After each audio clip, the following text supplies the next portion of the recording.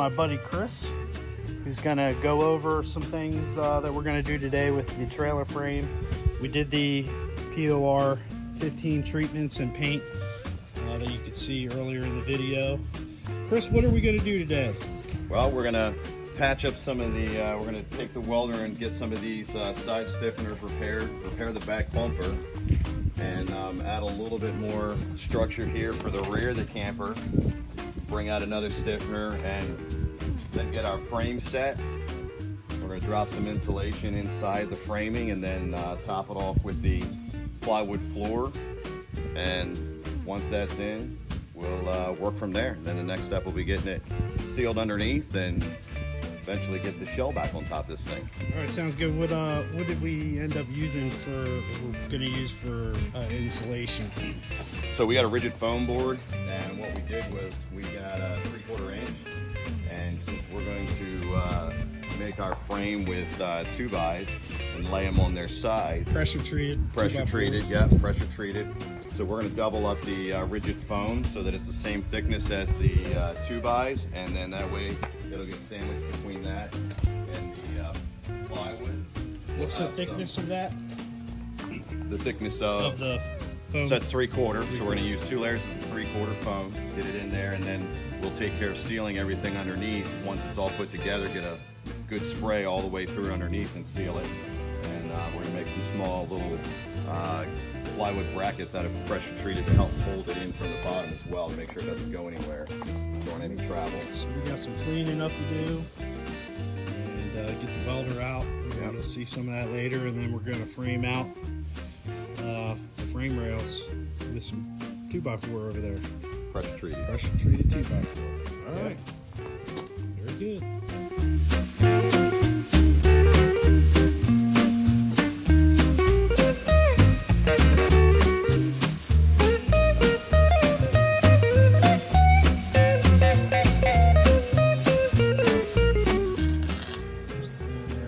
Welding the wing action, the bumper back on.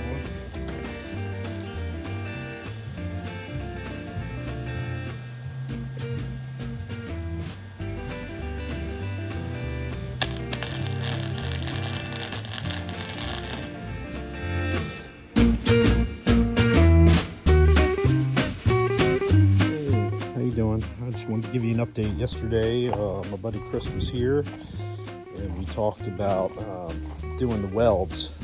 A couple things that I want to add so nobody runs into the same issues that we had, and that is when you do the POR 15, this stuff adheres so well. Either wait to do it until all your repairs are complete, all your welds are done, because grinding that stuff off is pretty much a pain in the butt. So just with him living so far away, I'm not good at the welding thing. I wanted to get the frame treated and painted before he got here, but this took a lot of time. So this is all we got completed right now. We put on the stabilizers with pressure treated 2x4 on both sides. Created these brackets, welded that on there. I still need to do this board, but it took a while. Actually, up the front here, we were not square. Which is the problem you're going to run into with these old vintage trailers. Nothing square anymore. And this side actually leans down. You can kind of see it there. So what we are going to try to do later is ratchet strap and hopefully not pull these nuts and bolts out. Ratchet strap this together and hopefully pull it together, and then be able to put cross pieces crossed and then pressure treated plywood on top. I'll show you that later, but I still need to drill these holes here, put the nuts and bolts through. I'm only using screws to attach the back. Then I need to put my cross pieces and then the plywood on top of that. I mean, we were securing these, and yeah, this trailer is no joke, man. It's solid.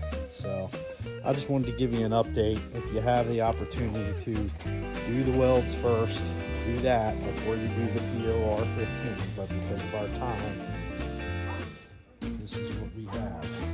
So clean up these welds, and we're eventually going to cut this off and put a fresh bumper on here. I need to get something in case I'm getting this thing inspected and getting a bumper on there. I know it ain't pretty. So, there's where we are.